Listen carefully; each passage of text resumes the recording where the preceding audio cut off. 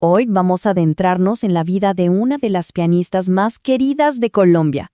Una leyenda, de verdad, cuya historia parece sacada de un cuento. Hablemos de Teresita Gómez. La pregunta que nos va a guiar es esta, y es fascinante. ¿Cómo es que la hija adoptiva de los porteros de un conservatorio llega a ser una de las figuras más importantes de la música clásica en su país? Para empezar a descifrarlo, lo mejor es escuchar sus propias palabras. Y miren, para entenderla no hay nada como esto. Ella misma lo dijo, definió el propósito de su vida, su canto interior. El piano no era solo arte, ¿saben? Era un puente, una forma de romper muros. Y esta idea es la esencia de todo su viaje. Bueno, empecemos por el principio. Una historia que arranca en secreto, entre los pasillos de un lugar que, en teoría, tenía prohibido. Ella nació en 1943 y fue adoptada por Valerio Gómez y Teresa Arteaga, quienes eran los porteros, los conserjes del Palacio de Bellas Artes de Medellín. O sea, su casa estaba literalmente dentro del conservatorio. El centro de la cultura de la ciudad era su patio de juegos. Ahora, es súper importante entender el contexto de la época. En esos años, ese mundo de la música clásica era muy exclusivo. Como ella misma ha contado, las estudiantes eran niñas de la alta sociedad, de familias con mucho dinero. Para Teresita, una niña afrocolombiana, esas puertas estaban cerradas, al menos oficialmente. Pero aquí aparece su gran cómplice, su padre, Valerio. Él se dio cuenta de su fascinación. Así que, por las noches, cuando el palacio se vaciaba y todo quedaba en silencio, ahí empezaba su verdadera educación. Mientras él hacía sus rondas, la pequeña Teresita se sentaba en los imponentes pianos de cola y, solo de oído, empezaba a reproducir las melodías que había escuchado durante el día. Claro, este secreto no podía durar para siempre. Una noche ella creía que estaba sola, se sentó a tocar. Pero resulta que una profesora, Marta Agudelo de Maya, todavía no se había ido. Al escuchar la música, se asomó y soltó esa frase, una exclamación que le cambió la vida a Teresita para siempre.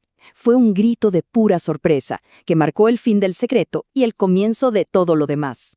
Una vez descubierta, pues ya no había cómo ocultar ese talento. Vamos a ver cómo fue ese camino, que ojo, no estuvo libre de condiciones muy estrictas.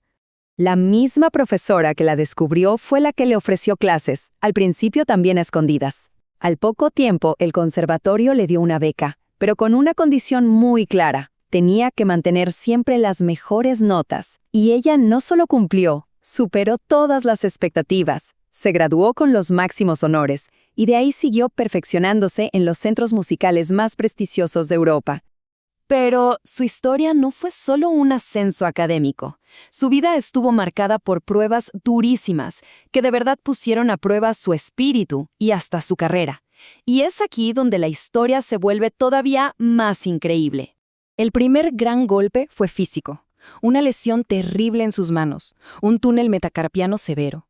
Para una pianista, esto es básicamente una sentencia de muerte profesional. El dolor, la angustia, fueron tremendos. La posibilidad de no volver a tocar el piano era muy, muy real. Y su recuperación fue tan asombrosa como su talento. Después de la cirugía, en lugar de una terapia convencional, usó la propia música como su medicina. Volvió a empezar de cero, como si fuera una principiante, con las piezas más básicas de Bach. Fue un proceso lento, de renacer, nota por nota, reconstruyendo su técnica y, sobre todo, su confianza. Y poco después, enfrentó otra prueba, pero esta vez no fue física, sino política. A principios de los 80, al volver de un viaje de intercambio cultural a Cuba, fue detenida, así sin más.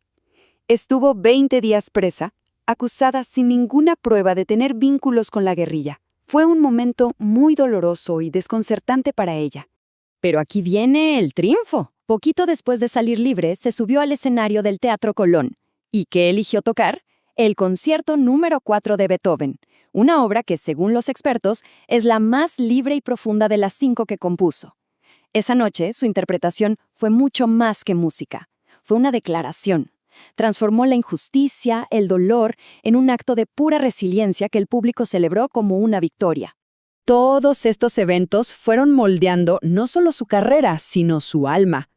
Pasemos ahora a entender su filosofía, ese canto interior del que hablábamos, y la relación casi mística que tenía con los grandes compositores. Para Teresita, cada compositor era un mundo.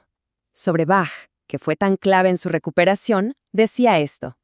Para ella, Bach no era solo música bonita, era como la estructura misma del universo, una fuerza que sana, una fuerza espiritual. En cambio, su relación con Chopin era otra cosa, algo visceral, pasional, casi doloroso. Ella sentía que Chopin, de alguna manera, le soplaba al oído cómo debía tocar su música. Una vez, antes de un concierto en París, fue hasta su tumba a pedirle ayuda. Sentía una conexión energética, directa, con él. Y de Beethoven, su visión era de una intensidad arrolladora. La neura pura, decía. Esto nos muestra su increíble profundidad como artista. Ella no solo tocaba las notas, se metía en la psicología de cada compositor, como si habitara su espíritu para poder recrear su obra de la manera más auténtica. Y bueno, toda esta capacidad única para conectar con la música y con el público la convirtió en mucho más que una pianista. Se transformó en un verdadero tesoro nacional. Su legado es gigante y va por muchos lados. Fue pionera, la primera en grabar y dar a conocer la música de compositores colombianos. Llevó esa música por el mundo como diplomática cultural. Recibió los honores más altos de su país y hasta el día de hoy es una maestra venerada. Y claro, su presencia en la posesión presidencial de 2022 la consolidó como un símbolo de la cultura y la resiliencia de Colombia. Y aquí la vemos hoy. La niña que tocaba a escondidas en los salones de Bellas Artes es ahora una de las figuras más respetadas y queridas de su nación. Una maestra cuyo canto interior sigue sonando con más fuerza que nunca. La historia de Teresita Gómez nos deja con una pregunta que resuena fuerte.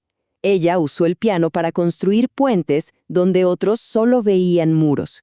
Su viaje nos invita a pensar, ¿cuál es nuestro propio canto interior?